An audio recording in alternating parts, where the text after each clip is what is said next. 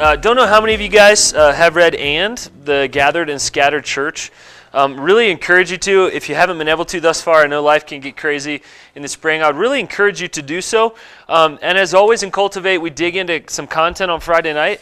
And then Saturday morning, we do a lot of discussion, a couple exercises. We're going to hear from two church planters tomorrow as well, and who have a totally different take, I think, on a lot of the gathered, scattered, and even some of the frustrations that they're facing right now. They're going to be honest about those as well, and so excited for what we get to hear. Obviously, we're going to talk more about the Acts 2 kind of biblical foundations of this, but in Acts 2, we see somewhat of a foundation for this gathered and scattered paradigm, where they were going to the temple courts, they were worshiping in the regularity and in the tradition that they were used to, but they were also kind of this new form of scattering. And what I love when we talk about the scattering is how many different forms, how many different ways, how many different names. You know, you could call them city groups or life groups or missional communities or community groups or small groups or whatever. They're all loaded with baggage if you have them before, but if you just invent a new name for them, then nobody knows what they are. It's great. And they just could build them from the ground up. So that's one of my favorite things, is talking to planters about what's your vision for community, what's your vision for people, what's your vision for seeking God together, the lost coming together with those who already know Jesus, and trying to see how all that madness works. And so that's kind of what we've said to Bryan tonight, is just kind of go. Just tell us a lot about the story of Summit, and a lot about, good, bad, and ugly of this. And this is really, really good stuff, because when you read a book, not so much in this one, but often it just sounds easy. Because the reason they're often writing that book is because, 98% of their people are in small groups. Or you see that when it's like 120% of our people are in small groups, and we still have 12,000 people show up on a Sunday morning. And you can get discouraged, and you can say, man, we are terrible at doing this. And I just want to encourage you guys to just kind of bring the MO of this time down a little bit. You're never going to hit it equally. You're never going to be able to put equal focus there. You're going to have seasons where one may be thriving and one may be kicking your butt. Due to Colorado, we're going to have some, seasonal and cultural stuff based on the neighborhood that they're in. You're going to hear some of that as well. And so the goal is not to get it perfect and to have perfect balance, but the goal is to be able to have a healthy community. So no matter what ministry you're leading right now, from collegiate stuff with you, Gandhi, from discipleship huddles, from the Chinese fellowship, whatever you're leading right now, this really does apply. So just want to pray that over us. Kind of that balance, the feeling of health as we leave. Satan really can get a foothold and convince us that everybody else has got it taken care of, and we're the only people who haven't figured it out. So let me pray, and then I'll introduce Bryan. God, we just, I love gathering. I love gathering with these folks, and I do feel that throughout the month that we scatter back into mission, and we celebrate tonight what you're doing in our lives, and obviously we celebrated as a gathered, and many of us as a scattered community as well, over Easter to celebrate the resurrection. And God, I thank you for the victories. I thank you for the people who we know put their faith and trust in Christ this weekend. One of them, I think about John, an electrician who came because somebody else invited him and said, I want that hope in Jesus. And so we celebrate that. God, we fist pump for that. We also celebrate when there's health in the community. And God, we pray that you would move all of our ministries or communities or small groups or life groups or churches back toward health in the next 2 days. As we soak in, as we think, as we pray, and as we discern what's our next right step. What are you speaking to us, and what are we going to do about it? In your name, amen. Amen. Well, Bryan has become a friend over the last couple years, and as I won't give away their whole story, but as he brought quite a crew of people out from North Carolina, and just to hear what God has done in their neighborhood. God's obviously up to something in their neighborhood, 5 Points and Rhino area, which is just north of Coors Field, and just love how they love the city, but they also love their neighborhood. And the Rooted campaign is something that Bryan shared about at the Multiply Conference that has just been so good for us to hear, is how popular advice was often to sort of let people live in a lackadaisical sort of Denver hipster mentality, and they decided to push against that and to ask people to dig into their community, to grow roots, to commit to the neighborhood. And so I think a lot of that has just been exciting to see, that commonality there, is how a group of people from somewhere else can move into a place and truly love it. So if you're here from somewhere else, it is possible. Take joy and great hope from their story as well. So this is Bryan Barley from Summit Church. It's great to have you, man. Thanks, awesome man. to have you here. Appreciate it.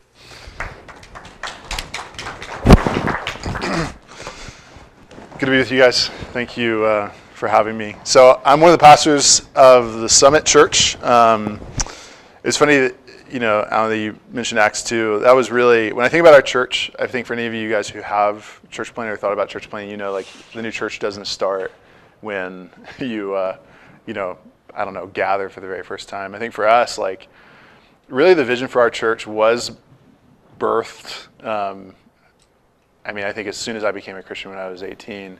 But even the vision of what it was we would do, I think particularly in relation to what we're talking about tonight in terms of being gathered and scattered, was birthed, surprisingly enough, in my third semester of Greek in seminary, where I had assigned to me to actually translate and write this exegetical paper on Acts 2, 42 through 47. And I was I don't know who's in Greek or who took Greek or whatever, but even if you didn't take it, it has the notorious reputation of I'll never use this and this isn't helpful and I can't wait to get past this and we don't need this anymore. And I'll tell you, translating that passage of Acts 2, 42 through 47, I think particularly in what leads up to Acts 2, 42 through 47 of Peter preaching this incredibly theologically driven sermon and gathers thousands of people and leads to thousands of people being baptized. And they're baptized in this community, and we're told first, they devote themselves to the apostles' teaching, which is amazing because a lot of times in our culture, when you think about communities, we're told a lot of times, oh, you can't be very theologically driven or theologically complex, or you need to and it's amazing. The first thing that describes this community of new Christians is they're theologically driven. They're devoted to the apostles' teaching, which is what we have essentially in the New Testament is the teaching of the apostles. You see this unbelievable community where they're meeting one another's needs, and they're there's no one around them. They're sharing meals together, but there's also it seems particularly as you kind of translate that, it talks about how they share the meal together as they share meals together. So they're not just eating for the sake of eating, but they're also it's purposeful eating, which I'm assuming you guys probably care a lot about as well. The value of a meal is these people are sharing a meal and they're celebrating communion. But it also says at the very end in verse 47, and the Lord was adding their number daily, those who were being saved, which was really challenging me because for us, we always felt we were kind of in this, I haven't read but I read a summary of it before I came just so I kind of had some idea of what we were talking about. But I feel a lot of times there's this tension between which one, especially as it pertains to community, are we going to be inward focus or outward focus? But it was amazing, in this picture of the first church that the Holy Spirit, He plants in Jerusalem, there really is this kind of a community that loves one another so well that it can't help but transform the community in which it exists as well. It's they couldn't help but draw the people around them's notice, and they were drawn in almost it was a magnet. A lot of times it's almost we're afraid to love one another well. I don't know if you feel like this, but I almost, because I'm super I want people to live on mission and make disciples and all our members to be missionaries. A lot of times I get nervous when our people are serious about loving one another, because I'm whoa, I've seen that go wrong before. I've seen all of you around tables doing nothing other than praying about your elbow being hurt before, and it was amazing. But in this community, they loved one another so well that it happened to transform the people around them. And what we talked about from the very beginning is we want to be a community that loved one another well, but we didn't exist for ourselves, but for the good and the joy of those who do not yet belong to us. And so, we just to kind of give you some. I don't really want to talk for nonstop. I probably could, because that's just my personality. This is why I can't lead a city group or something like that. I talk for 15 minutes and I'm so does anybody have any questions about that? That's the worst way to lead a group whatsoever. So I don't want to do that. But I just felt on the front end, at least, it's helpful for you to know maybe some of our story and where we've been. And then it's funny, Alan, you talked about mistakes, because I feel that's one of my biggest pet peeves is when guys talk at things like this and they're let me tell you the 7 secrets of doing this. I wanted to actually give you our 6 biggest mistakes of trying to do this. I feel that will be, anytime you lead any organization, people learn much better from failure, right? And that's a big kind of just organizational principle for us. Like, it's okay to fail, and it's even a good thing to fail. There's something wrong if we're never failing. We're always pushing ourselves and failing in the right ways. But just kind of our story. So I grew up in Richmond, Virginia. I became a Christian when I was 18. Actually, I don't know if you remember we talked about this, but we went to somewhat of rival high schools. Alan and I did. We actually played each other in baseball. We didn't know it at the time, but we found this out. I think the first time we met, we talked about this. And grew up in a really loving home, but grew up in a home that was just kind of like, I think, mainstream secular.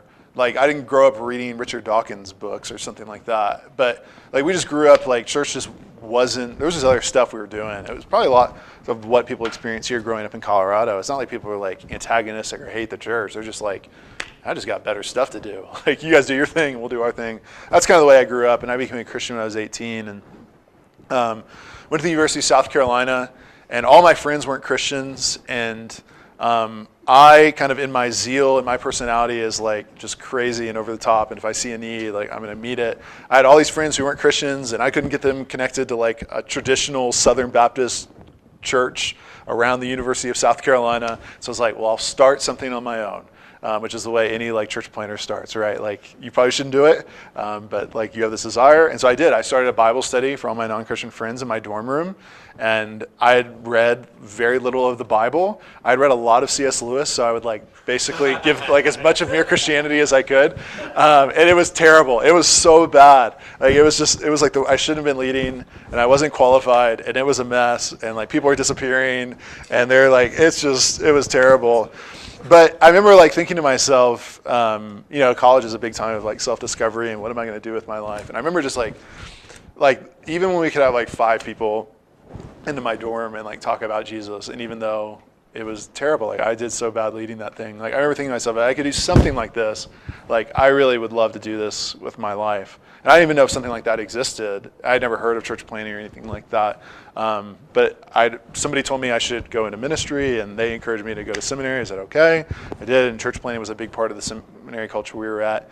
And basically we said, okay, we're going to do this. We're going to move to Denver.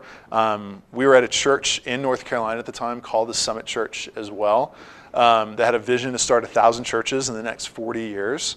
And particularly in major cities, both domestically and internationally as well. And that vision really captivated us. They were doing a church planning residency. And so I was actually the first one to be able to go through that. I was kind of the guinea pig of getting to do that, and it was phenomenal. And during that time, we were meeting people in North Carolina as well. The vast majority of them were people who had become Christians in college, that we were kind of casting the vision to say, like, hey, what if you moved across the country with us and helped to start this new church, and thought of yourself like a missionary? Like, what if you moved to Denver, Colorado to be a missionary and like get a job in Denver like any good missionary would, and do life in Denver? And about 25 people actually like responded to that call. We actually had even more people want to be a part of that, but we had a whole assessment. I can talk, if there's anything you want me to elaborate on more. I'm just trying not to give a 45-minute version of this story. We took 25 people, and they really did. They moved across the country, and like Brooks was one of those. So there's Brooks, sort of one of those. He was a year behind that group, but he was actually encouraged to go somewhere else, and he chose Denver. So he is most favorite of all. So Brooks is one of those, but he was at University of North Carolina, Chapel Hill, becoming a Christian in college. Andrew's wife, so this is Andrew, his wife was one of those, and we met Andrew after he came out here. But his wife was one of those people as well who made that move. And yeah, we just embedded ourselves in January of 2011 in a neighborhood called 5 Points, and my neighborhood in particular is called Curtis Park. 5 Points is kind of made up of a conglomeration of neighborhoods. And yeah, it's right kind of in the heart of downtown Denver. Like, my wife and I, we walked to Coors Field today for opening day. We took our daughter down there and went into the craziness, and we just walked down, did a loop, walked back, because it was like crazy down there. And yeah, I mean, we live a pretty urban lifestyle. We have 1 car as a family. I was joking with him as I was driving here. I was like, this is the longest I've driven in like months. I walk most places, bike most places, public transport most places. And we moved in January 2011 really with this vision of being a community of missionaries to and for this city. So we started in my house. It was really funny because I thought kind of on the front end, like that would be a really great place to grow a church. And at least for the people we were interacting with, everybody was really weirded out by it. I even remember the first time I invited somebody to come to my house for church. And she literally asked me, as a girl named Gabrielle who worked at the coffee shop that we'd actually moved to after this conversation. And she said, "Are you guys a cult?" And I said, "Are people saying that we're a cult?" and I said, "No, we're not a cult." But she was like, "When you guys get out of your house, let me know." And I was just like, we just wanted to listen to that and be good missionaries. I kind of come in with all these presuppositions of, man, everybody hates going to buildings. They're kind of burned out on organizational religion. And like here was this like stereotypical Denverite in our neighborhood who was like, "I do not want to go to your house." And it really is, I mean, it really is the case that we see a lot of that. Like, anyways, I'll talk more about that here in a second. So we went from our house and we moved to a coffee shop, and we really had a vision as we moved to that coffee shop to be a blessing to that coffee shop. It had just opened around the same time as we did. It's called Coffee at the Points, right next, adjacent to Rosenberg's, where you guys are, and we become friends with the owner, and we just kind of said to him like, "Hey, when's your slowest time of the week? Like, when do you guys struggle to make the most money?" And they said Sunday nights, and we said, "Okay, what if we brought in like a group of 20 or 25 people on Sunday nights, and could we do like a Bible study here?" And like, I promise everybody will buy something. Like, I'll tell them they all have to buy something if they come here. Like, we won't do the weird thing where we all just come and drink water and then use your bathroom and then leave. Like, we'll buy stuff. And he was like really on board with that. And so we did that for a few months. And really the community continued to grow. It was really through our people being missionaries. People were always like, "Did you guys advertise, or how'd you promote yourselves?" And it was like the way we grew was normal people doing normal life with gospel intentionality, and like people getting connected to running clubs, and people getting connected to basically people doing what they loved alongside non-Christians. And we had this community of people who were just scattering to the city doing this, developing relationships, friendships. You know, Colorado, a lot of people aren't from here, particularly in Denver. Almost like if I meet somebody from Denver in downtown who's actually from Denver, I'm so blown away. So you've got all these people moving here. They're usually running away from something really bad in their lives. They just got divorced. They just moved out from the guy that they were living with, whatever it is, and they need somebody. And we had this team of people that were like, "We're going to be that somebody, and I'm going to be your friend, and I'm going to be involved." And not because we're just trying to get you to come to church, because we really care about you. We really, really do. And so God in his grace continued to grow us. And really for the first, we moved from that coffee shop, we kind of outgrew it, and moved to like a event space on Larimer Street, 30th and Larimer, which is actually 3 blocks away from where we're meeting now. And that was like, it's really funny because that at that time was just like, it was just in our neighborhood, and we were committed never to leave 80205 no matter what. Like, we wouldn't even look at something outside of 80205. And we were in this like tiny little event space, and again, it was the type of thing that had just started up, and we were just trying to bless some like local business leaders. And they said, you know, like, "When do you guys not have events?" They're like, "We never have events on Sunday nights." I said, "Okay, well, we'll do Sunday nights then." And it was like, it was terrible because Monday through Saturday, like, they're having parties, raves, all this sort of stuff. And it's like, I don't know if you guys have the same sort of architecture here, but in downtown, like, everything has bay doors that open up, like everything, like garage doors that get opened and everything.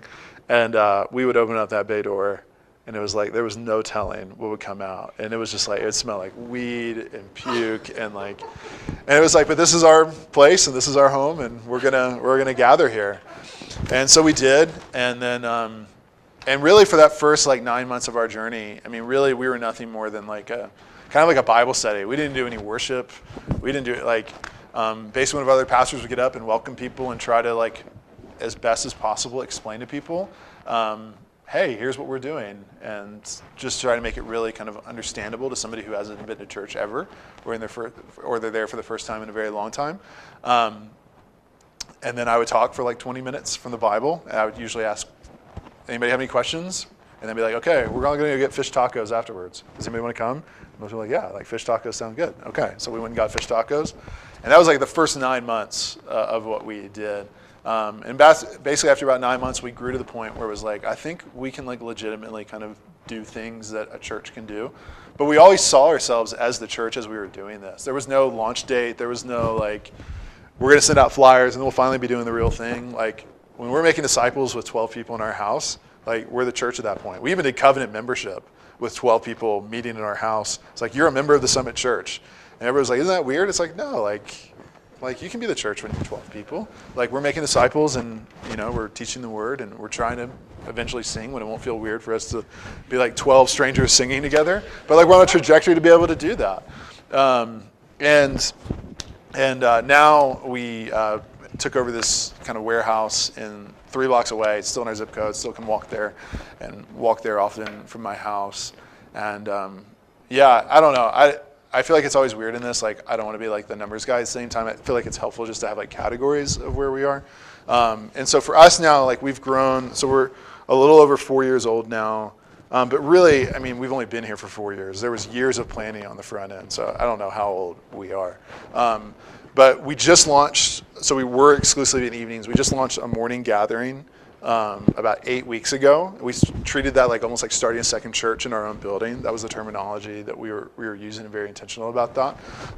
And so now, like on a Sunday, like we're right around probably like 200 people who gather together and that's mostly adults. Like we'll have close to 200 adults and like 8 kids, because just the dynamics of downtown. Like it's just super, super young, and like your space right here is bigger than our kids' space, right? Yeah. So I'm kind of envious. There's nowhere in downtown that has rooms like this. And yeah, I mean, I feel like it's been really on the backbone of our people making disciples in the ebb and flow of their everyday lives. Like, I assume it's probably the same way here, where it's just like 20 before somebody's ever going to come on a Sunday, usually 20 conversations and various meals and grabbing beers. And I'm definitely going to be there on Sunday. Like, I promise, I commit. It's like, they didn't show up, and now you're not talking to me at work anymore, because like it's awkward between us, because like you know that I bailed, and that's largely the way that the church has been grown and built, and it's been super messy. Programmatically, we're super simple in what we do. We gather on Sundays. We scatter throughout the weeks in our city groups. Our city groups meet every other week for the sake of having free time for those groups to live on mission, or to do kind of whatever it is that they feel called to do. They're neighborhood-based. Brooks and Andrew each lead one of those, so I feel like it'd be helpful to have them here too. So I don't just do like the pastor, like, hey, we've got it all figured out. Here's like, these are guys who are actually leading these things and are doing a really good job of that as well. And so that's where we are, and we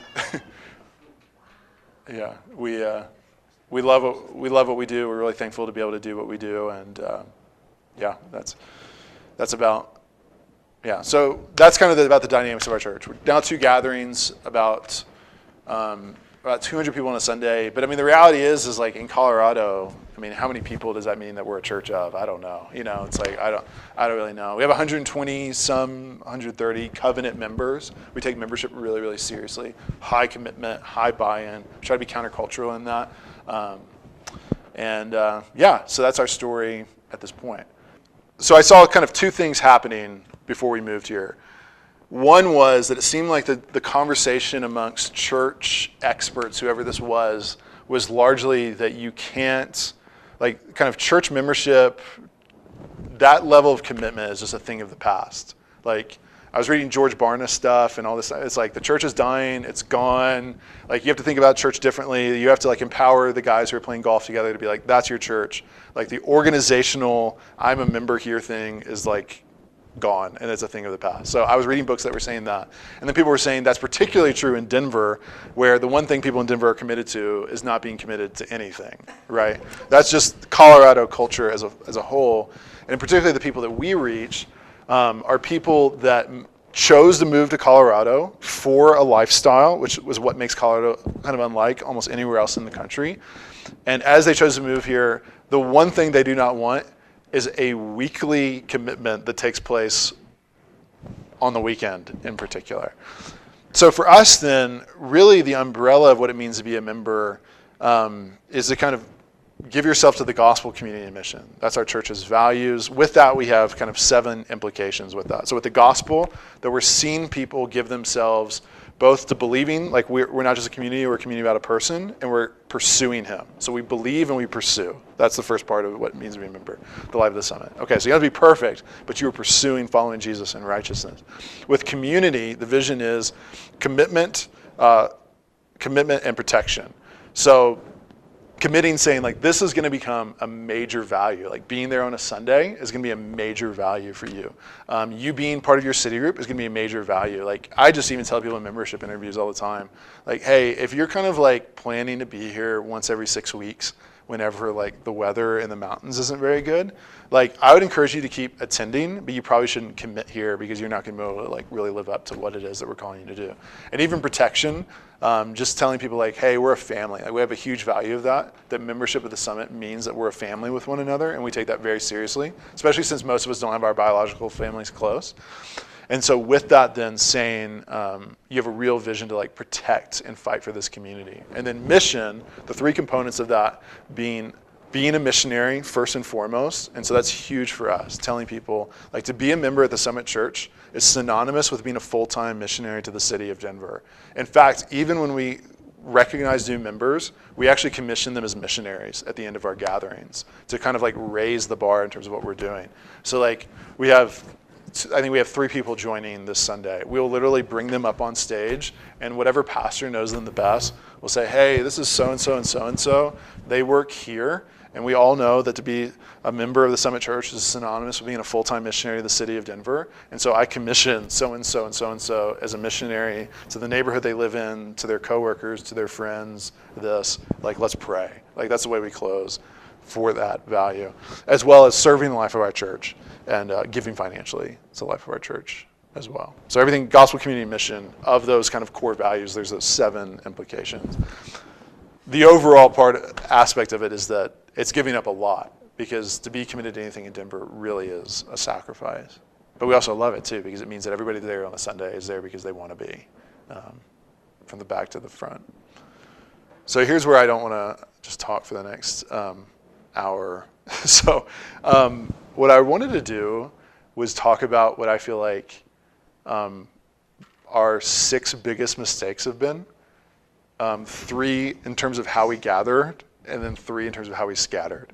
And so if you have any like pushback, or I welcome anything. Like if you disagree with me, that's totally fine. Like this is a safe place, and I'm on video, so I don't want to say anything that like would make me go viral on YouTube, like a screaming or like no, just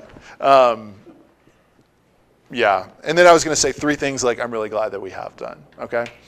So let me start with the gathered, and I'll hit these like kind of quickly, and then it's like if any of those are like particularly interesting to you, or if you have any thoughts about these, or maybe even you're like, actually I disagree with you, like I think that if you continued in that, it actually would have turned out fine for you. That would have been totally fine. So here's the first. So 3 biggest mistakes I feel like we made as it came to thinking about our gathering. 1, I wish I'd held the conviction that the gathering really can change people's lives. I really wish I'd had the conviction from the very beginning that the gathering can actually change people's lives. I think for me, I was really influenced as I was developing our church's mission and vision by a lot of these guys. Like I had read Tangible Kingdom, like I was reading and listening to anything that Jeff Vanderstelt was putting out, and I'd never heard anybody talk about this, and it was like, it was revolutionary for me. And I think not only did, but continues to shape a big part of our church's mission and vision.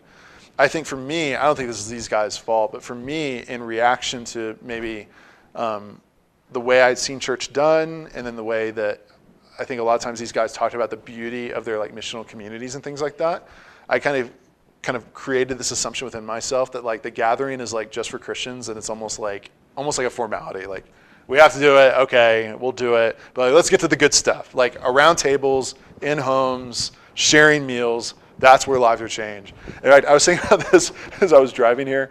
So before I was sent out from Summit RU to start our new church, I preached a sermon and then got in a car and drove here. Not straight, but I drove a third of the way with my wife. And in that sermon, I literally said, let me tell you what doesn't change people's lives. Preaching does not change people's lives. Sharing meals, which is a terrible thing to say when you're preaching. Like, let me tell you what doesn't work, what I'm doing right now. Like, let me tell you how much, like, and I made this whole point, like, sharing meals changes lives, and conversations and drinks, like, that's what changes lives. And I'll just tell you, like, personally for me, I've just seen that I was really wrong about that. I'm really surprised by that too. Like, I don't think I'm a particularly like gifted communicator. I don't think that Denver is the type of place where people are looking to go to church whatsoever. The vast majority of our church, we're the first church they've ever willingly chosen to be a part of in their entire lives. So I would think in that dynamic of people, like a Sunday gathering would be the worst place to impact somebody's life. And I'll tell you, like, it is crazy to me how often it happens. Where like through a lyric that was sung, like people would be like, we sang like how great thou art. And this line in that really changed the way I think about who God is. Like, the gathering's been a great place to evangelize non-Christians. I never would have thought that, but what we find is like a lot of non-Christians do not want to come to our city groups or missional communities.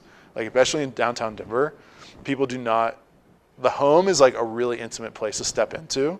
Like, the bar is a more normal place to go. Like, third spaces are like kind of the normal place to be, because most people's homes are so small, you normally do things outside of the home.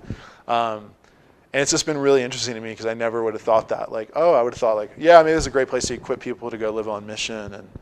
But I never would have thought like, there's going to be a lot of non-Christians that like, this will be their front door into becoming followers and believers of Jesus. So, yeah, that's the first thing I think was like, I was totally wrong about. I don't know, you may have thoughts or pushback or, I don't know, maybe, yeah, go ahead. So why do you think that is? Why do I think that is the case? Yeah.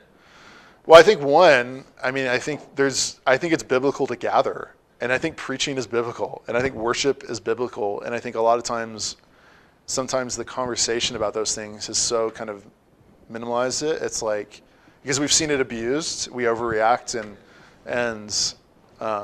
you know, we say that, yeah, like there's a culture full of people who are non-Christians who would never want to listen to like theological truths and have somebody talk at them for 30 minutes. And I'm just like, we have a lot of people who like that. Like, they like that a lot before they get into any sort of conversation. I think just on a whole, like, for me, before I'm going to talk about something really intimate in my life, I'd love to learn for a period of time and learn anonymously before it's like, oh yeah, we're going to be like best friends and be like, and it's just like, sometimes that's the way that's the way it's like, people don't want to grab coffee. They do not want to grab a drink. But they will be there next Sunday and they will listen. They'll even take notes. We have like sermon notebooks and they'll be like back there, they'll buy a sermon notebook. And even a lot of times, like, we do expository preaching, so we preach through entire books, verse by verse. Like, we're going through Mark right now. It's going to take us 2 years. And you know who loves it the most? Is the non-Christians. Like, it's the craziest thing to me, but it makes sense to them. Yeah, it really makes sense to them. They're like, oh yeah, it makes sense you wouldn't like pick and choose like what you study. It really makes sense that you go through an entire book. It makes sense that you guys would, and it's like, yeah. So I don't know. I think. Just kind of God-ordained methods, I guess. Yeah, I mean, I think that, yeah, and I think eventually you do have to do something that's organized and gathered. I mean, I guess you can continue to multiply, but at some point, I think there's also, I think Jesus knew what he was doing when a lot of his ministry was unbelievably intimate and personal, and he focused on a few, but a lot of times he gathered like thousands of people together and taught them about who God was. And so I was full-time, and I was full-time from the very beginning. So our team has 3 full-time pastors now, and then we have like a flurry of kind of part-time people. Yeah, and so when I first started, I mean, I saw myself almost exclusively as a missionary. Like, even, it was really weird during the workday, but like, I would go to the dog park during the workday when we first started, because it was just like, I just got to get around people. And so, yeah, I mean, when we first started, it was like, I was just a missionary like anybody else, but also like available to do the logistical needs of the church plant as well. As we've grown, I mean, my responsibility and roles have shifted increasingly to really becoming more of an empowerer. So kind of like what Paul talks about in Ephesians 4:12, like the work of a pastor is to equip the saints to do the work of the ministry. I've really tried to step increasingly into that role, while at the same time believing I can't do that role if I'm not also a missionary as well. So my time is much now like it's like I spend a lot of time getting ready for a sermon. I spend 10 to 12 hours a week getting ready to do a sermon, which again, it's like on the front end, I would have cringed saying that. Like, a quarter of my work week is going to be like alone studying and like writing a paper. I need to be around people, but like I've really noticed, even from like a missional standpoint, like me being able to preach the best I can even gives our people a greater confidence to be like, I can bring so-and-so from work here, and like they might really be challenged or changed by this, or might spur a particular conversation. So even that, like, I try to see like through a missional lens, and not just kind of, but also at the same time not copying out and be like, oh yeah, like I live on mission from the pulpit, like, still saying like it's my responsibility to do what we call our normal people to do as well. But yeah, now it's like, I mean, it's kind of weird, but it's like the majority of my time is now preaching and like leading our staff, which is hard for me. Like, it's probably the hardest part of what I do, because I really enjoy being around non-Christians. I get kind of antsy around a lot of Christians, which is weird because like of what I do for a living. But I've grown to like really delight in that and believe like I can really make a difference that way as well. You're like a player coach with a lot of coaching. Yeah, exactly. That's a good way to put it.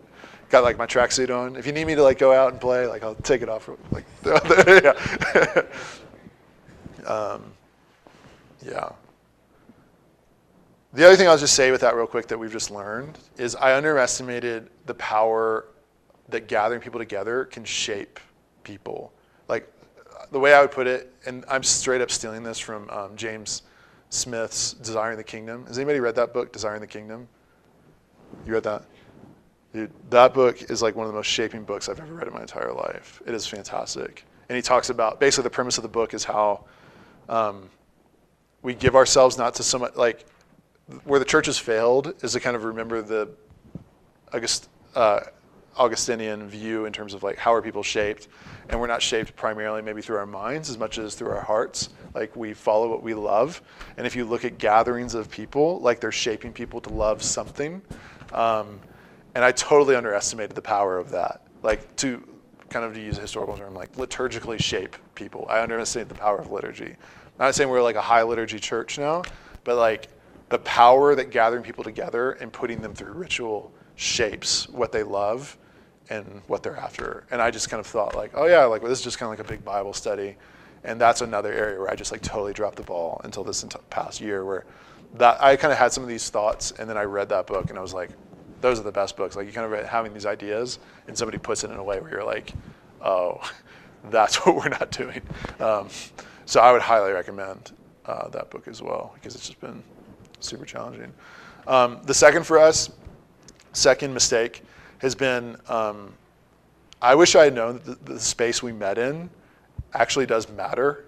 I kind of hit on this before, but like when I first started, you have to keep in mind, I became a Christian when I was 18, and then the entirety of my church experience was in large Baptist churches where the facilities were the nicest thing in their community. And for me, like I'm just reactionary. Like that's just my personality, and I have really strong opinions about stuff. And so I saw this, and I was like, okay, that doesn't matter, and we never want to be the church with like the fish tank and the welcome area and Xboxes for the youth and all that. And yeah, and I think for me then it was kind of like, oh, like our space doesn't matter at all. So like meeting our home is a cool thing. And it was like I was failing to really be a good missionary if I was listening to the voices of my community and saying like, this kind of weirds out my neighbors that we do this. Like I want to listen to that and learn from that. Like, okay, the space actually does matter.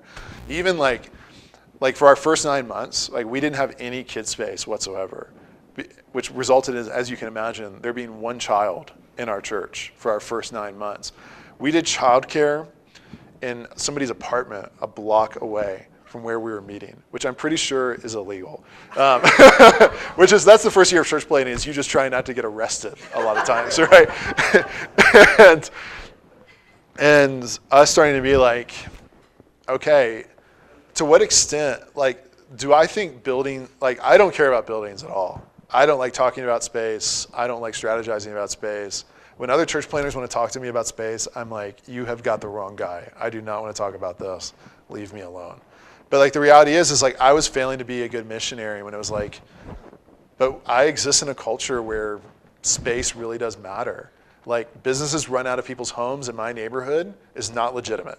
Like I just have to, okay, let's just acknowledge that. Like we live in a very wealthy, very affluent, very entrepreneurial environment, and the startups that are in the homes are failures, and the startups that have gotten out of the home and are meeting somebody in the neighborhood, meeting somewhere in the neighborhood, are legitimate. And so it's like I want to listen to that, observe that, see that, and move that. And so that's just another thing where we've just like really tried to say, like, this does matter. Like the space matters for the growth of the church, and for like, and if we're really not going to just be kind of self-righteous in the process and say like, oh, well, you know, if you like really love Jesus, you wouldn't care if your kids were watched, you know, a block away, and say like, okay, well, what extent do we like really kind of try to meet people where they're at and help them? Not only that, but I would say this also with this is not only underestimating like for the growth of the church, but for the good of our community.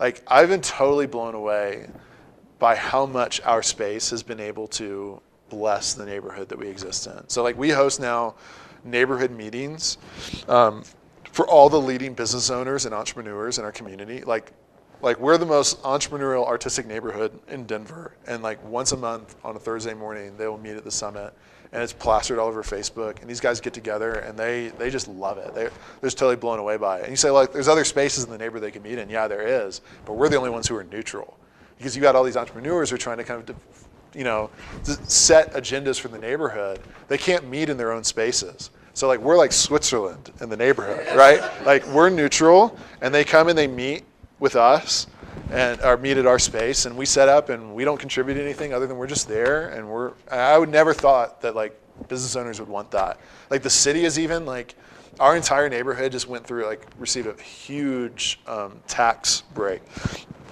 And the initiative for that to happen, the meeting in terms of like where those millions of dollars are going to be spent, was actually hosted at our building, because like even the city of Denver lacks meeting space a lot of times. There's not a lot of great spaces to meet. And so we hosted that for them, hosting weddings, hosting like, even right now we're trying to explore like, how do we bless the kids of our neighborhood with our space?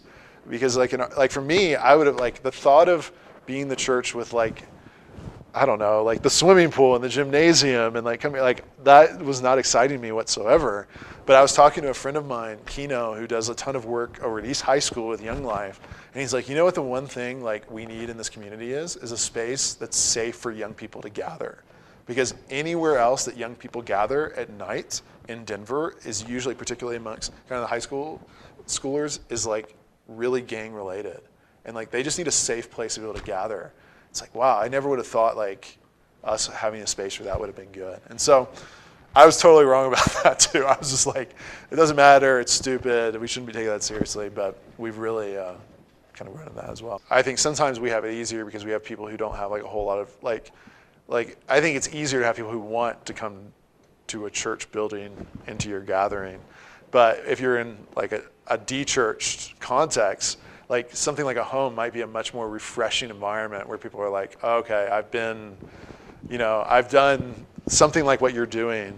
And we have almost nobody who's like that, which is really cool because we get to kind of create the first impression. It's always easier, but yeah. And even I think that makes me really think of like, even for us, like we bought our building, which again, on the front end, I would have said like, the dream is to never own anything, right? Like from a strategic standpoint for me on the front end, like, I grew up in the home of an entrepreneur, and my dad always said how weird it was for him to see churches buy stuff.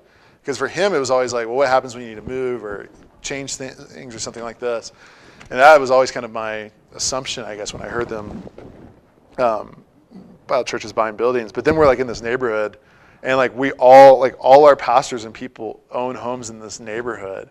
And even the context of the neighborhood is like, it's really hard to reach the neighborhood if you don't live in the neighborhood. And it's really hard for people in the neighborhood to go do anything else because it's kind of like a city almost unto itself.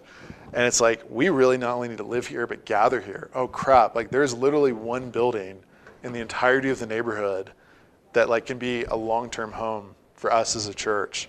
And it's like, and we've signed a 5-year lease, and like in 5 years, the rent is gonna be so high, we're not gonna be able to afford it, and we're gonna be out.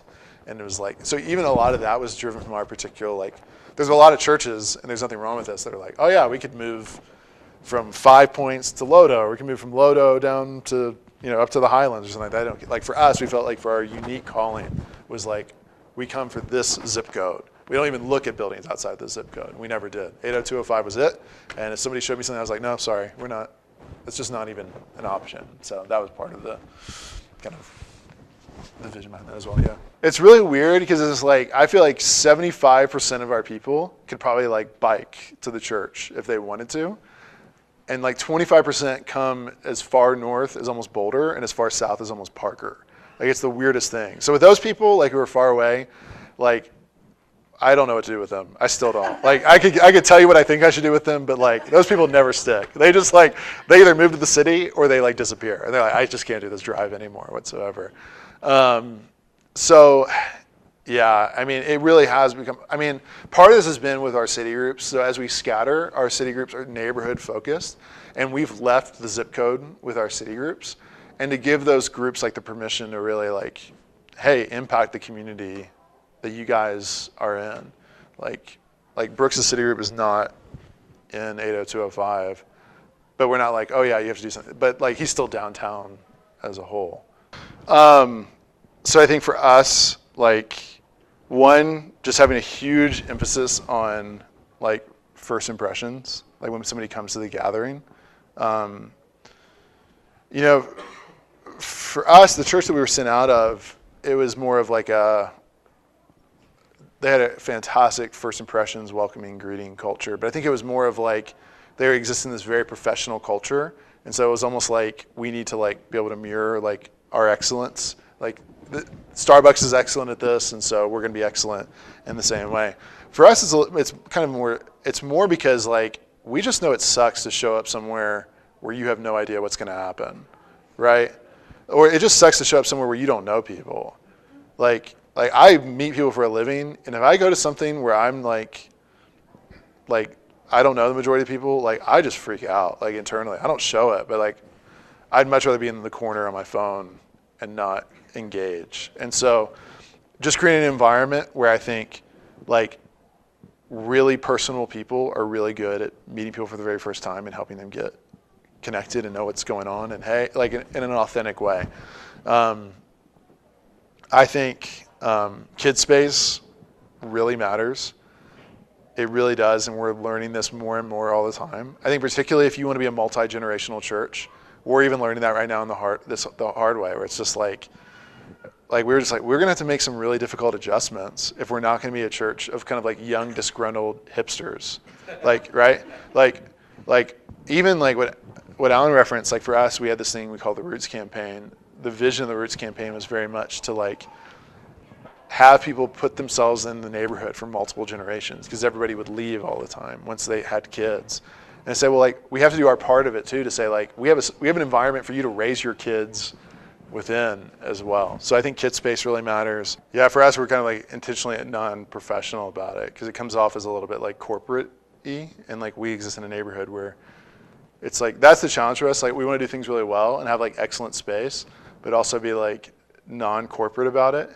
Like that's like our neighborhood in a nutshell. It's really weird, but it's like even like 2 blocks away from us, Inc. Coffee. Have you guys heard of Inc. Coffee? There's like 8 of them, right? So this is not like McDonald's. Yeah, they went right across from Crema, which is like a local neighborhood coffee shop, and like people are really upset about it. Like that a chain has moved into the neighborhood. There's 8 of them, you know? And part of it is because they like their location. They chose right across from like a really beloved neighborhood coffee shop. But part of it is even like something like that is like a little too professional. It like makes people uncomfortable. And so that's like always the line we're trying to, but the businesses that make it like are crazy professional. That's the so like Topo Designs. Has anybody heard of Topo Designs?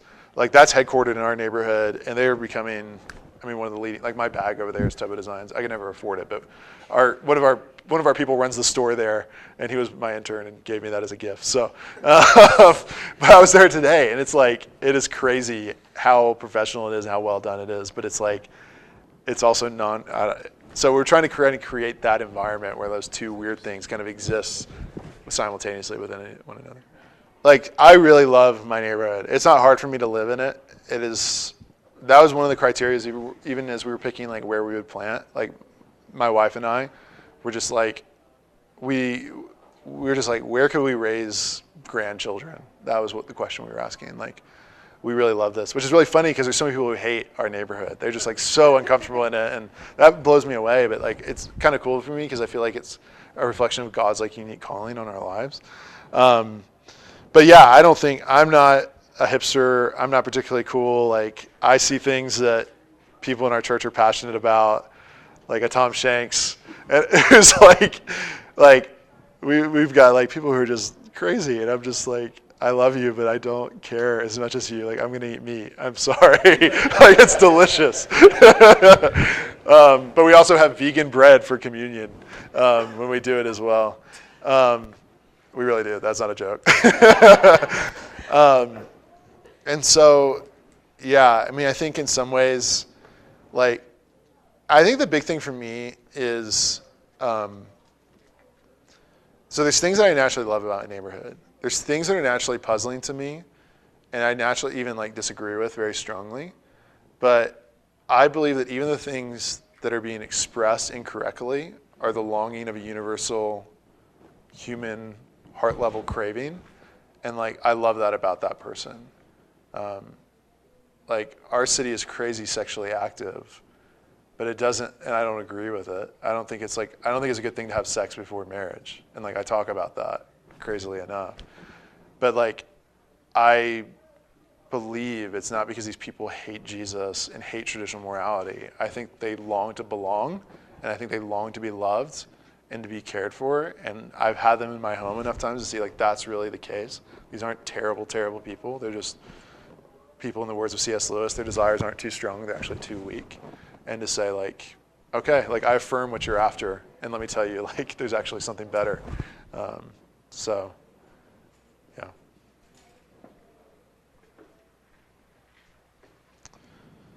The third thing, I kind of touched on this, and we'll hit the scattering part so we don't just talk about the gathering, but I wish I believed that people wanted rich, complex, historical, theological truth. Like, I've always been a guy, I enjoy theology, but I think for me, like, I came to Denver pretty soon after finishing seminary, and like, theologically, like, I do not like to theologically nerd out. Like, for me, I'm always like, how does this matter to somebody who's not a Christian? Or how does this, and so for me, I think, especially when we first started, like, I was so geared towards like, I want this to be understandable to a non-Christian who's walking in for the very first time, that I don't want to like hit complex or theologically intricate issues. And So the mistake was that you were not theological enough? Yeah, I think so, on the front end. I think publicly. So I think like privately, we were very theologically driven. Like, when we would talk as pastors, we'd have we were reading deep theology, all this sort of stuff. But publicly, from the stage, it was kind of like, oh yeah, there's some debates about this, and let's just move on and get beyond this and get to something that really matters. Like, let me tell you why Jesus loves you. I'm not saying that doesn't matter. Like, we want to keep that part. But to say like, what I really found is that people, like, I think in particular non-Christians, really love to even be in a room where they're like, I have no idea what the heck you're talking about. Like, that's really weird to me. But it's like, it's almost like they kind of are like, whoa, this thing is deeper than I thought it was. This thing is like richer than I thought it was. There's an opportunity for me to like grow beyond this. So that's always like a weird kind of like tightrope, because we don't want to be like giving these ridiculous theological seminary conversations. But to say like, we're trying to go deeper and even be more historical and root people in creeds and ancient prayers and traditions. And for me, I just thought people like wouldn't care. Like, I think they thought that was like the dumbest thing ever. They don't care about dead theological dudes. But like, at our Good Friday gathering, I read like an excerpt from St. Patrick to close us out. It was like this like 4 or 5 minute prayer. And then like somebody came up, like somebody I don't even know came up and was like, that was the most amazing thing I've ever heard. Like, where can I find that? And I had to print it. I was like, here, take it. He was like, really? I can have this? I was just like, I never would have thought something like that would have happened. I just thought any non-Christian would have just been like, yeah, I thought the only person who would have liked that was somebody who went to seminary with me.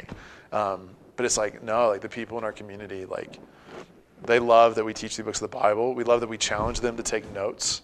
We love that they challenge them. Like, again, 4 or 5 years ago, I never would have thought that would have been the case. I thought people would have just been like, let's just kind of Give me a little bit of inspiration.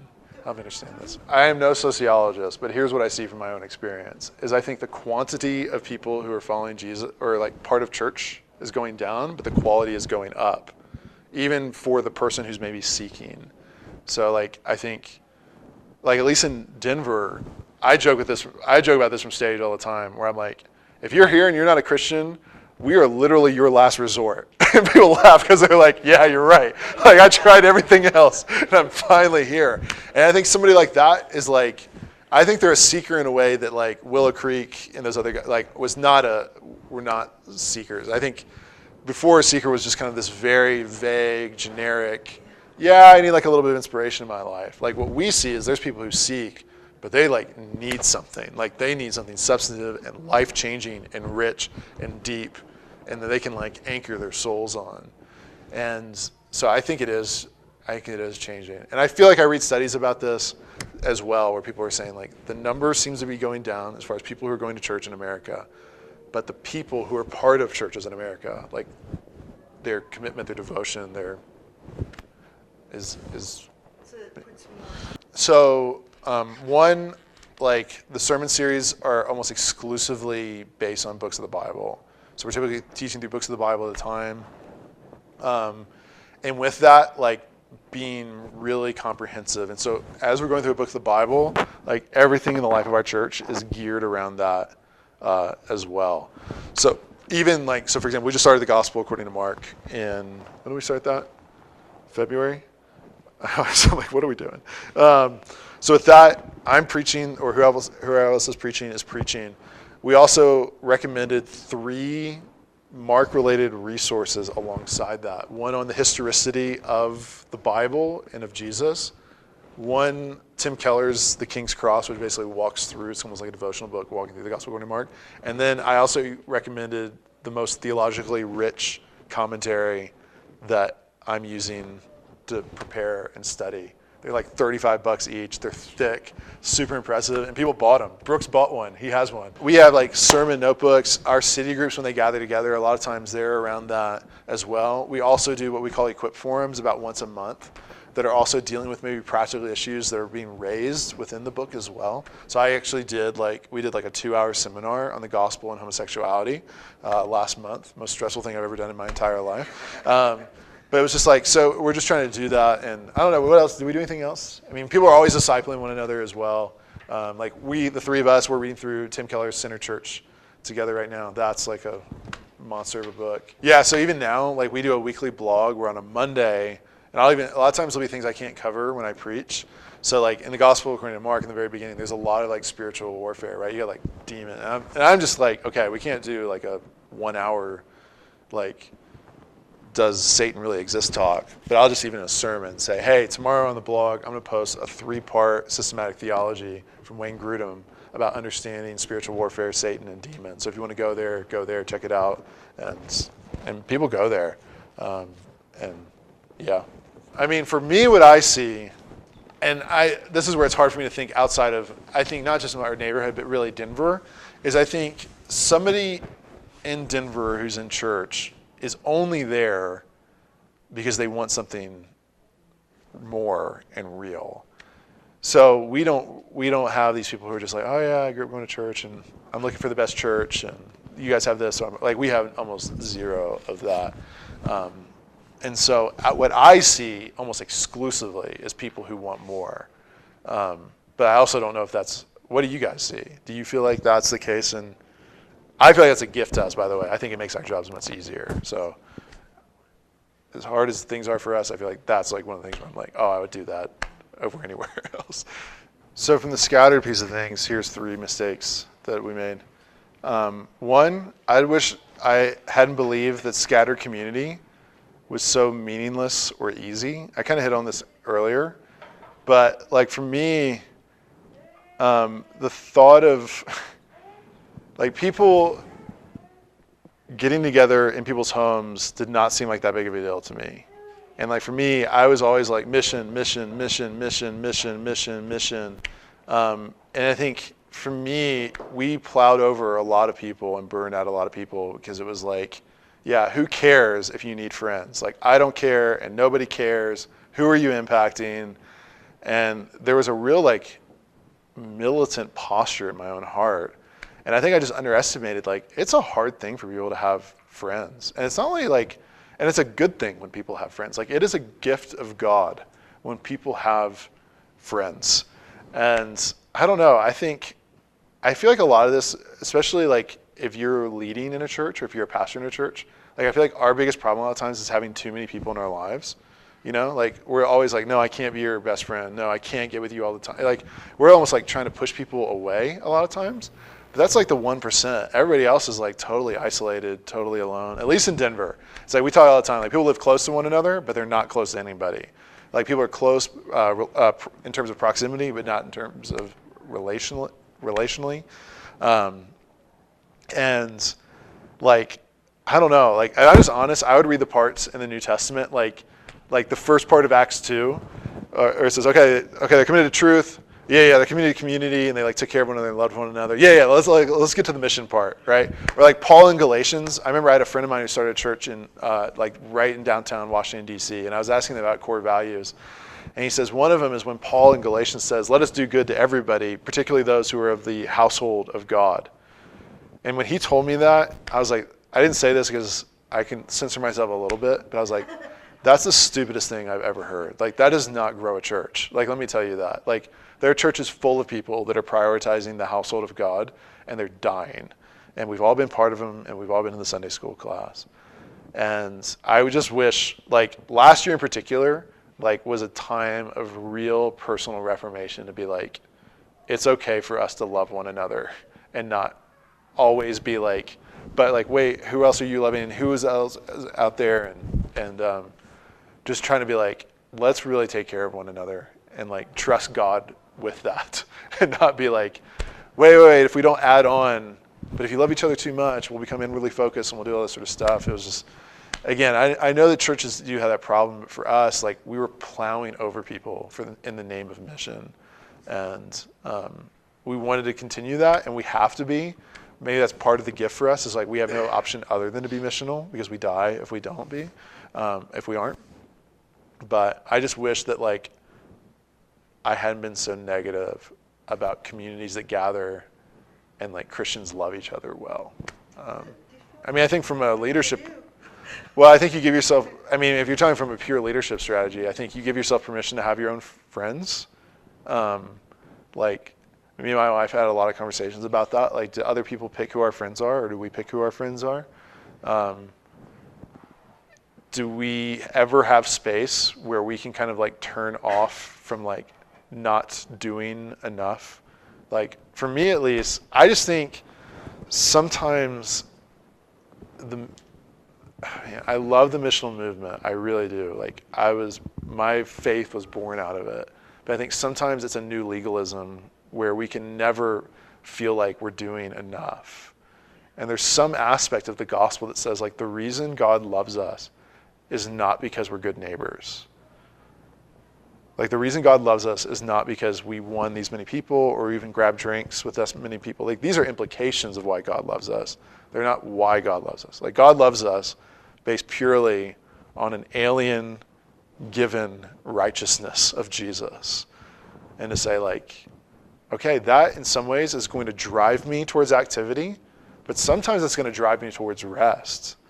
And for me personally, like my faith, me and my wife talk about this all the time. My faith is most on display when I rest and say no, because I'm so afraid to let people down. I'm so afraid not to have that conversation. I'm so afraid, almost like to see my neighbor going in and be like, wait, this could be like the one opportunity ever for me to like see that person come to faith. And I just have a really I've just tried to like grow my view of the sovereignty of God and his role in saving people. And I want to be active in that, but I also like to rest. And so we've just taken practical steps to say like, we're going to spend some time with the people we really like spending time with, you know, like we're not going to say yes to everybody. We're not going to be everybody's friend.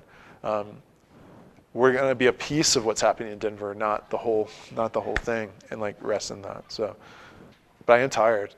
Thank you for asking.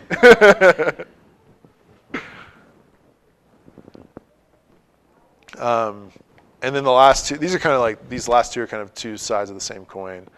So I wish we had been more organized rather than organic when it came to leader development. So I wish we had been more organized, less organic when it came to developing leaders. And I wish we had been more organic and less organized in terms of what our scattered expressions of church look like. So it was weird. When we first started, I was really kind of like organic about the leaders we developed, mostly because we were small and it's like, oh, we're gonna be friends and hang out and we'll breathe the same air and then you'll lead. And that was the path to leadership. You're welcome, Brooks. And these guys are like, wait, what are you asking me to do? Like what? Like for us, we've seen, especially if you're like scattering expressions, like a missional community or whatever, for us, in our experience, we've seen that it really seems to live or die by the leader. Like we've seen groups be planted with 12 people and the leader's been bad and the group has died. And we've seen groups be planted with 3 people, but the leader's good and it's great. Like it seems to live in, so I just wish, and we're still trying to work on this right now. Like we haven't figured this out, but we're trying to really sort of step up our game in formalizing like, hey, you want to lead one of the expressions of the scattered Summit Church? Like here's the pipeline. You do this, you read this, you work this. Like we're just stepping up. I think for me, I thought in the West, in Denver, organic is what's going to fly. And for us, it's like, no, like we need to be almost more structured, not less. And we need to have organic components and relational components, but we also need to have like a real plan and a real pipeline to take guys through. And I think we've done kind of a poor job of that. But I wish we had been more organic in terms of what the expressions of our scattered church city groups look like. Where when they first started, it was really weird because we were like, had no plan with the leader, but we almost thought like the health of the group exists on us telling the leader what the group should look like. So it's like, okay, it meets this often and it meets for this period of time and it does these 3 things. And it was almost like we were coaching guys to like run a play rather than empowering them to kind of create something for themselves. And so we've tried to like flip that on its head to say, okay, we're going to invest heavily in leaders, and then we're going to empower them to create an expression that is best for their neighborhood, best for the community, and even best for their people. Like a group with singles is going to look very different than a group with like kids, and we're not going to expect them to do the exact same thing. We're going to be kind of more organic and hands off with that. And I feel like that's been one of the coolest things we've seen, to see like now the diversity of what our groups look like, where they've really taken on the personality of their leaders. And I love it. It's like really, really cool. Like I've kind of grown some because I'm kind of a control freak and I like things to be done very orderly. But I love it where it's like even like Andrew started leading his group. He led it for the 2nd time last night. And we were first talking about leading this. Like I was asking like, what do you think? How do you think this is going to look like? And he's like, like where I don't feel like I'm as strong as necessarily like facilitating a conversation with a bunch of people about a sermon, but like I am really good in these ways, and I'm like really excited to like use my leadership in those ways rather than feeling like I have to be like a small group discussion facilitator. Like and I'm like, okay. When I hear that, it's like that's the win, and I'm really, really excited about that because like I think in the past we would have put a guy like Andrew in a place where it's like, oh, so I'm not supposed to like lead here, or like I'm leading and it's not going well because like I ask a question and nobody answers it, and like, wait, is this whole thing a failure? And it's like, no, the win is like the church scattering into neighborhoods, growing in love for one another, living on mission, and there can be a lot of different expressions of leadership to have that happen. So we've tried to do that as well. So for us, it started with, it was like everything. Right? Like it's going to do it all. It's going to do it all well. So really, I think if somebody asked me right now, what does a city group exist to do? I would say it exists to care and shepherd for the people within that group. I would not have said that. I think I would have been more missional with it a few years ago. But I would say like this is a hub of like you being really cared for and shepherded and taken care of. But we also believe that an indispensable aspect of shepherding is pushing people to live out their full identity as a follower of Jesus as a missionary as well. So I think like Brooks's group is a really great example where it's like, okay, the first step is for you to get in there and like Brooks is going to know you, he's going to hang out with you, he's going to be involved in your life. But it's also like we've adopted this refugee Somali family And that's a part of what we do as we do life with one another. And so that's where we try to, as much as possible, kind of maintain that and tension to say. But for us, we've shifted a little bit more towards like, it's okay for us to say like, you're going to have friends here and we're going to care about you. I was almost afraid to say that because like, I don't know. I was always just like, can we meet that expectation? Because I saw so many selfish like Christians in churches who's like, it's all about me, me, me. The people we reach, it's like, man, their lives are a mess. And they've never had anybody love them very well. And they just need some time and some space to be like, hey, we just care about you. Like, we really do care about you. And you don't have to do anything other than be loved for a period of time because you've just been abused and taken advantage of up to this point. So, yeah, and I think even for us too, like, we always walk that tightrope to also say, though, that like what you do outside the church matters. You know, that's the tension we always struggle with too. Like, the win is not for you to drop all these activities for the sake of you like being at the church 4 days a week, right? Like, the win is for us to empower you to do what you love with gospel intentionality. So we're always walking that tightrope as well. Like, hey, it's not a bad thing that you ski. I don't do it. We can't afford to do it. Like, it's exhausting to me to think about driving to the mountains. Like, I don't want to do it. Like, I'm tired. I want to be at home with my wife watching Netflix when I have free time. But I think for us to say, like, we also want to recognize the dignity of those things and say, it's a good thing that you do that with your friends. So one of the values that we throw around a lot of times is that programmatic simplicity fosters missional living. And so that was a value of ours from the very beginning. So we're going to do very little, and we're going to create, that's even why our city groups, they meet every other week. So there's even like, I had so many guys tell me like, no, a group has to meet weekly. And I was like, no, they don't. Like, one, we're in a city and we see each other all the time. Like, we're in like a big college campus, basically. Like, we're bumping each other all the time. As well as we want to give people free time to be like, go do what you love with other people. So, I mean, that's part of it as well, is to say like, we're not trying to kind of come in. We're trying to like push people to like think about your priorities. But with that, be like, the win is also not like all you do is like care about the church. And we try to set things up really where like if all they cared about was the church and their city group, there's like still like so much free time that they can do like anything else. We almost don't want to do enough things to where like somebody's schedule, if they did everything we do, would be taken up. What percentage of the churches in a city group? Of members, I mean, it would be like, almost everybody, right? Yeah, as far as members, it would be almost everybody. We try to really make it synonymous, like just the way we talk, the way it's like, we want people to feel pretty weird if they're not part of something like that. As far as other people, I have no idea. Like that kind of other 300 people that could show up at any time, it's just like, I can't figure them out. So we love them. But yeah. Yeah, I mean, yeah. I mean, we take, and that's why it's like, even, that's one of the benefits of membership. It's like, we have to feel real responsibility to know like what's going on with these people's lives, and we're praying for them. We know about them. Like, we have a whole plan to like make sure all those people are being shepherded and known what's going on in their lives. And the other people, it's not like we're saying they don't matter. We're just saying like, we just make a clear distinction so that, I don't know, I just feel like sometimes somebody becomes a member of the church and they're like, nothing changed, right? They're like, why did you want me to become a member?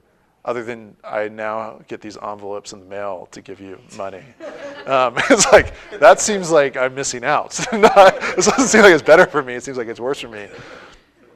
And so even for us, we've tried to in some ways say like, yeah, there's even a pastoral prioritization of like our own people. Here's 3 things I think we've done really well. They were with us from the very beginning. This is not to boast. It's more to give you encouragement. Everybody says everything you plan is going to go out the window. Some things you plan will go out the window. So here's 3. 1, I'm really glad we viewed every member as a full-time missionary of the city of Denver from the very beginning. Like, that was part of our culture from the very beginning, and I'm so glad we did that. And I'm so glad we keep doing that, even when we recognize people as new members in the life of our church. I just think, I love that there's dignity given to like, what does it mean to be a member of the church, and the bar is really high. 2, I'm glad that we've held to the value that programmatic simplicity fosters missional living. For us, I just feel like we're always like, I feel like I'm almost like a lion tamer, like cracking the whip at like us adding more stuff. And for us, even like we have a value of like, if we add something now, we take something away. a lot of times organizations don't think about that. It's like, oh, we can do this now. And then that's how you're at church 8 days a week.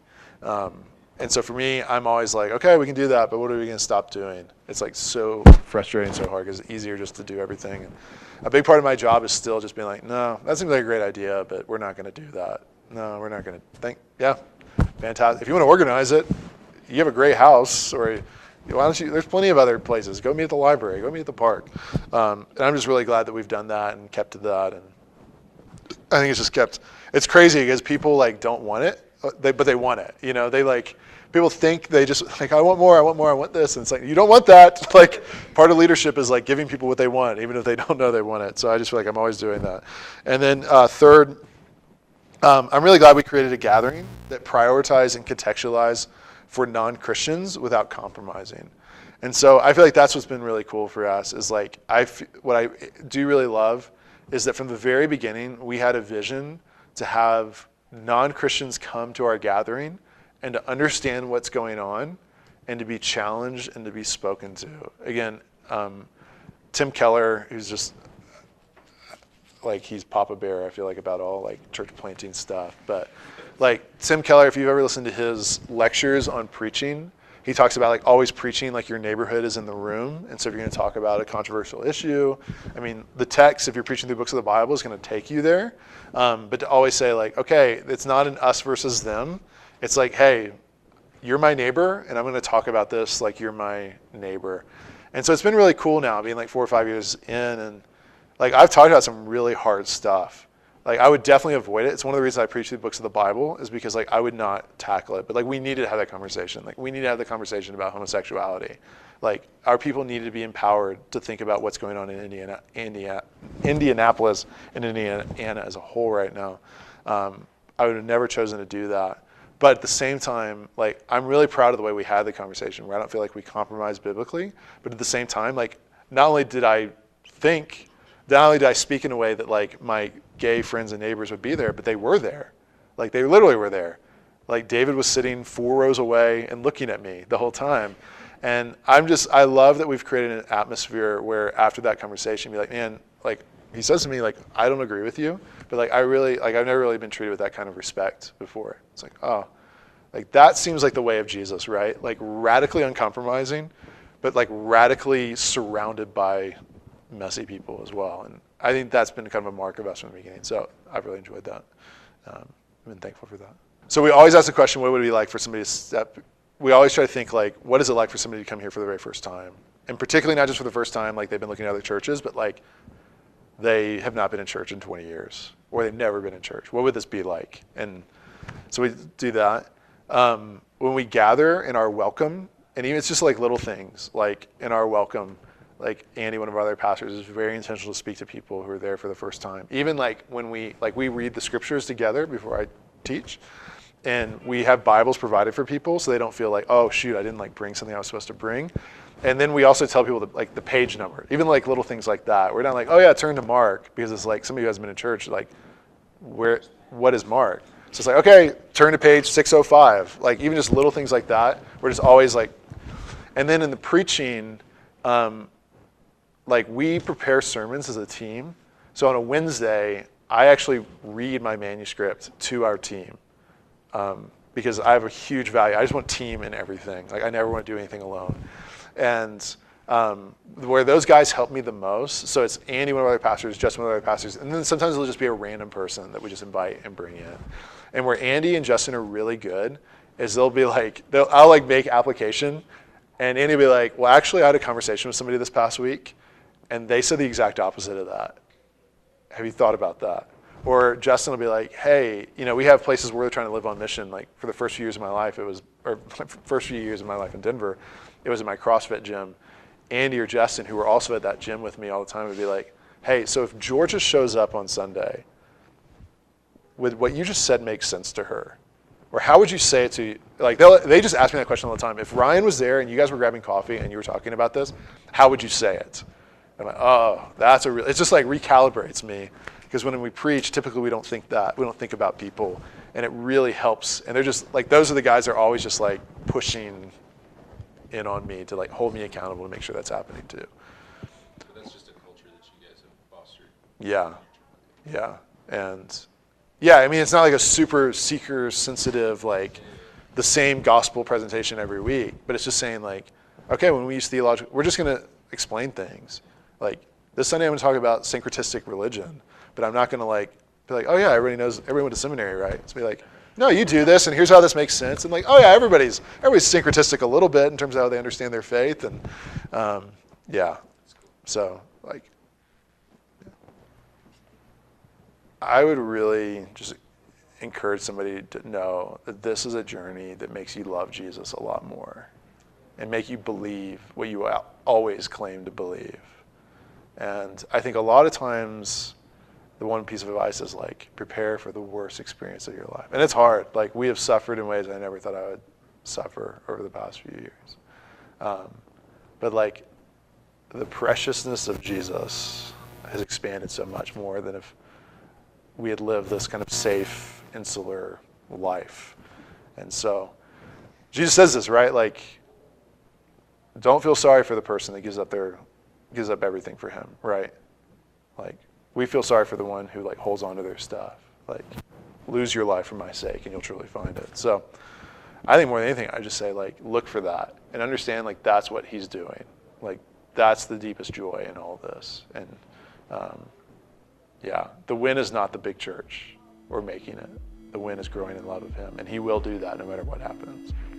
So.